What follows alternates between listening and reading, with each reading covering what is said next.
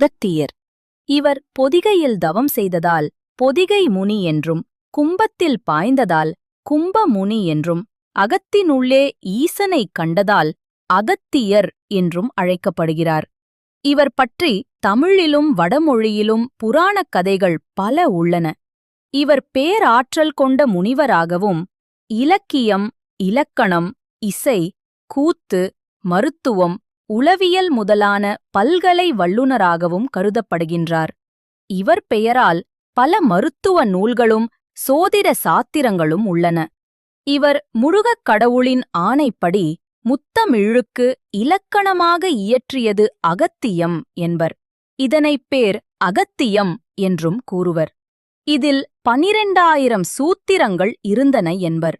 சித்த மருத்துவ முறைகளை வழங்கிய முனிவர் என்றும் அகத்திய முனிவர் குறிப்பிடப்படுகிறார். சித்தர்களில் மிகப் பிரபலமானவர் என்றால் அது அகத்தியர்தான். தெய்வங்களுடனும் மன்னர்களுடனும் தொடர்பு படுத்தி அறியப்படும் சித்தர் இவர்.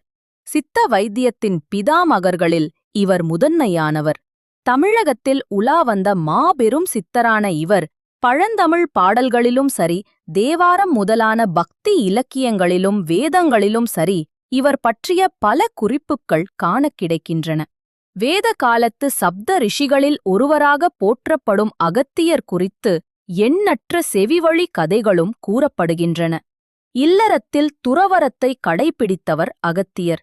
இவர் எழுதிய சமரச ஞானம் என்ற நூலில் உடம்பில் உள்ள முக்கிய நரம்பு முடிச்சுக்கள் பற்றி மிகத் தெளிவாக விளக்கியுள்ளார்.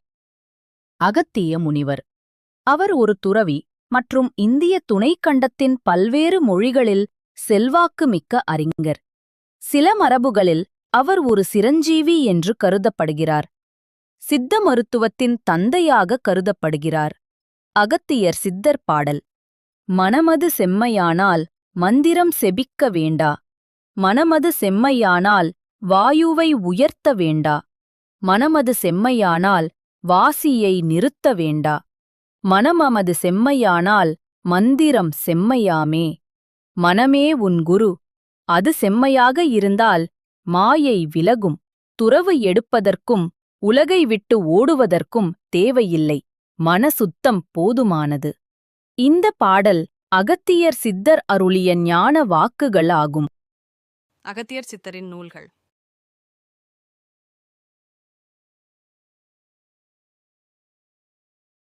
அகத்தியர் ஜீவ சமாதி இருப்பதாக நம்பப்படும் முக்கிய இடங்கள். 1. பொதிகை மலை. தமிழ்நாடு, கேரளா எல்லையில் அமைந்துள்ளது. அகத்தியர் தவம் செய்த புனித மலை, முக்கியமான சமாதி இருப்பதாக பலர் நம்பிக்கை. 2. அகத்தியர் அருவி. திருநெல்வேலி மாவட்டம், அகத்தியருடன் தொடர்புடைய புனித ஸ்தலம். 3. அகத்தி ஈஸ்வரம். கன்னியாகுமரி அருகில் அகத்தியர் தங்கியதாக கருதப்படும் இடம்.